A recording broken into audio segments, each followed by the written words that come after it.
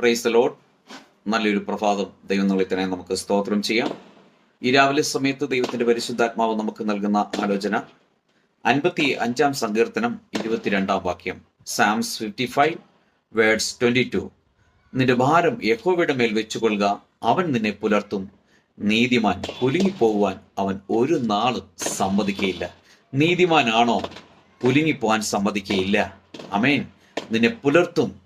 നിന്റെ സകല ഭാരങ്ങളും യഹോവയുടെ മേൽ വെച്ചുകൊള്ളുക.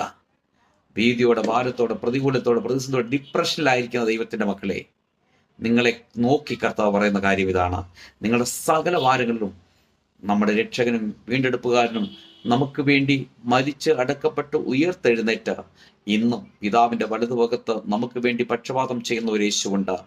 ആ യേശുവിനെ രക്ഷകനായി ഏറ്റ്, യേശുവിനെ അറിഞ്ഞ് എനിക്ക് വേണ്ടി ഒരു അത്ഭുതം ചെയ്യണമേ, എന്നോട് ക്ഷമിക്കണമേ എന്ന് പറയാൻ ഒരുക്കമുണ്ടെങ്കിൽ, ഭാരങ്ങൾ ഇറക്കി വെക്കുവാൻ ഒരുക്കമുണ്ടെങ്കിൽ, അവൻ നിന്നെ പുലർത്തും.